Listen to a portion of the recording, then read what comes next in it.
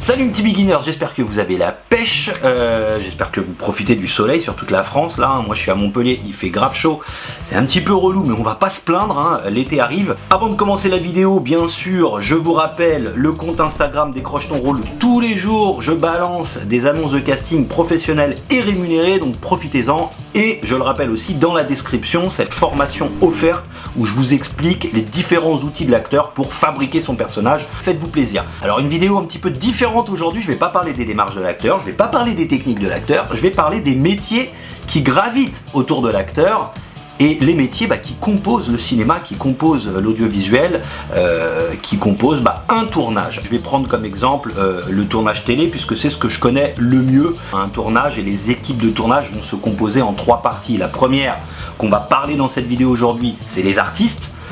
Ensuite, je ferai une autre vidéo où je parlerai de la mise en scène.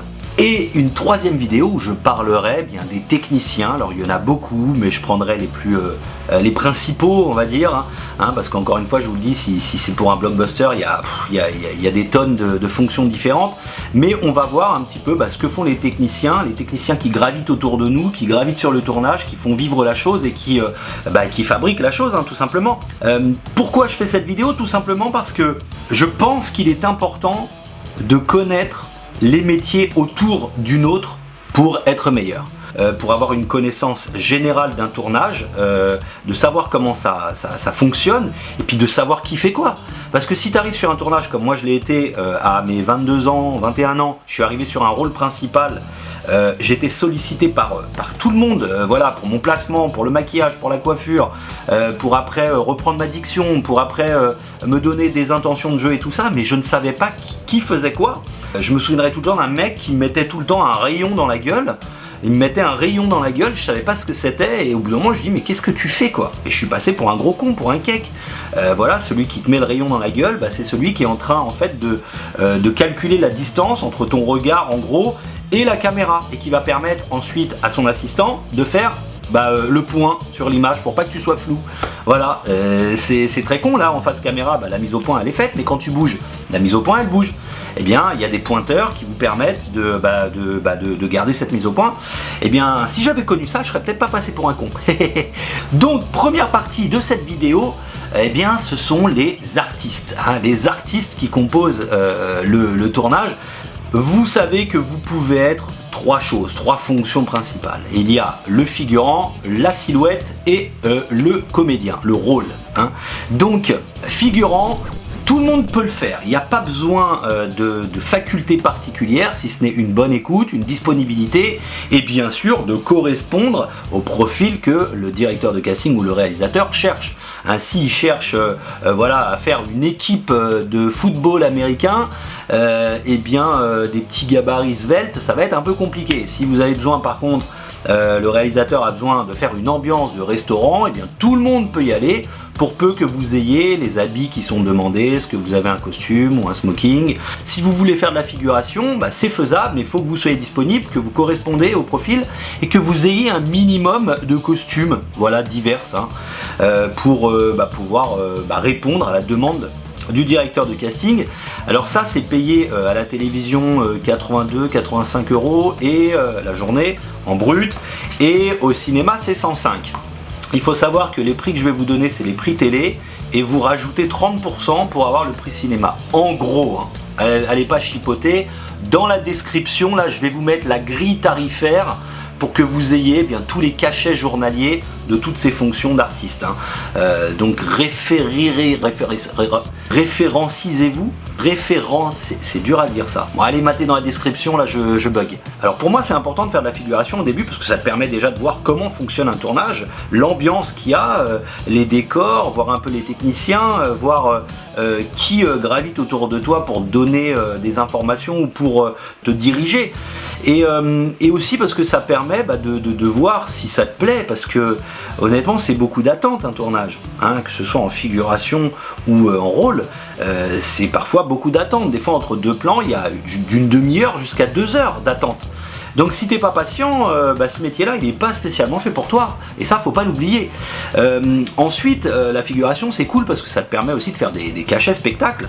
Et autour de 45 cachets en gros dans l'année, et bien après, tu es intermittent du spectacle. Et quand tu es intermittent du spectacle, et bien tous les jours auxquels tu ne travailles pas, eh bien tu auras des indemnités que te devra le Pôle emploi, donc ça te permet de vivre, voilà. Et puis ça permet de rencontrer du monde, ça permet d'échanger des idées, de rencontrer des artistes, parce que tous les figurants sont allés à 80% du temps des comédiens. Alors à quoi servent les figurants? Ils servent tout simplement à meubler une scène, à animer une scène, à faire vivre une scène. Donc en fait, normalement, le figurant n'est pas reconnaissable. Alors bon, souvent on est reconnaissable, mais voilà, c'est quand on va dire que ton image n'est pas centrée, en fait l'image n'est pas centrée sur toi, tu es plutôt utilisé comme un décor, voilà, comme un décor qui est animé, un décor animé. Ensuite, tu as la silhouette. La silhouette, c'est un peu plus au-dessus. Là, c'est 126 € je crois à la journée en télé. Et là, en fait, il y a un plan sur toi. C'est-à-dire que le cadreur va te cadrer toi parce que tu vas avoir une action à faire. Alors, tu n'es pas obligé de parler, mais ça peut être une action. Par exemple, si le rôle principal attend dans son bureau, toi tu peux être quelqu'un qui arrive pour lui donner un téléphone ou lui donner un dossier. Voilà, il va y avoir forcément, pour qu'on voit ce qui se passe dans la scène, un plan où on te voit en train de donner le dossier, et si ce plan est uniquement sur toi, tu es silhouette. Voilà. Alors ensuite tu peux avoir à parler, si tu as moins de 3 phrases, tu es silhouette parlante, alors ça doit tourner à 160 €, un truc comme ça, et si tu as plus de 3 phrases, en gros, c'est ça, parce qu'il y en a, ils changent la donne, bon bref. Si tu as plus de 3 phrases, là tu passes en rôle. Et là tu as vraiment une action qui est définie normalement dans le scénario. Tu as vraiment une action, une importance dans le scénario. Soit tu as une interaction directe avec un des comédiens, soit tu as une action tout seul, mais qui va servir le scénario. Moi par exemple, j'avais été tueur à gages pendant 3 jours sur un film, je ne parlais pas, mais je faisais partie du scénario, j'étais au générique, et bien là, même si je ne parlais pas, j'étais comédien, parce que mon importance, l'action que je faisais, avait une importance dans le scénario général. Donc, figurant, silhouette parlante, rôle. Le rôle, tu passes à même 400 € au cinéma. Donc ça commence à être intéressant. Et après, forcément, tu peux négocier. Moi, si tu as que 3-4 phrases, je te conseille pas de négocier. Mais si par exemple, tu as quand même plusieurs scènes dans la série ou dans le film, tu peux négocier. Je te conseille de faire négocier par ton agent. Et d'ailleurs, si tu n'as pas d'agent et que tu chopes un rôle, eh bien, je te conseille d'aller voir des agents. Pour essayer de choper un agent justement, ça peut être un bon levier en disant à un agent, voilà, j'ai un rôle là, mais je ne sais pas comment le négocier, est-ce que vous voulez être mon agent pour négocier ce rôle? Et puis tu auras une sorte de gage de crédibilité auprès de cet agent artistique. Ça peut être intéressant moi ça m'est arrivé de faire ça, j'avais chopé un rôle assez important. Et j'avais trouvé mon deuxième agent artistique comme ça en lui disant voilà, j'ai besoin de négocier et je sais pas comment faire, et il m'a pris. Ensuite les artistes, ce ne sont pas que les artistes qu'on voit à l'écran, ça peut être aussi des gens qu'on ne voit pas, comme par exemple les doubleurs, il peut y avoir besoin de quelqu'un qui soit la doublure lumière d'un des rôles principaux par exemple. Si vous avez un acteur très connu qui ne peut pas être sur le tournage rien que pour faire les réglages et trucs comme ça parce que il a un emploi du temps chargé, eh bien ils vont faire appel à un doubleur. Il faudra avoir la même carrure que lui pour faire les réglages de cadre, de lumière, même pour donner parfois la réplique. Vous n'êtes pas spécialement obligé de lui ressembler de visage parce que c'est très rare qu'on utilise votre visage pour jouer un autre personnage. Et puis on va dire ensuite il y a les cascadeurs. Voilà, les cascadeurs qui peuvent être appelés pour des scènes un petit peu à risque. C'est des doublures cascades justement, il faut avoir un petit peu la même silhouette aussi que quelqu'un. Voilà. Les cascadeurs, il y en a qui travaillent très bien aussi. Il y en a qui ont même travaillé le combat pour ça, qui font des stages de combat ou d'escrime pour monter à cheval, pour pouvoir doubler ces acteurs-là. Voilà, on va dire qu'au niveau des artistes, c'est ça, c'est ces 5 choses-là. Voilà, dans la prochaine vidéo, je vous parlerai plus des artistes, mais je vous parlerai de ceux qui dirigent les artistes, de ceux qui mettent en scène les artistes et qui leur expliquent comment faire et qui communiquent avec eux, pour que la vision du film soit respectée à l'image.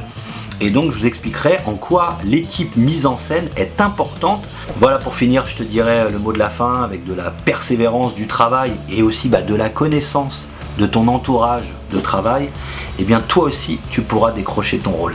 Tchuss.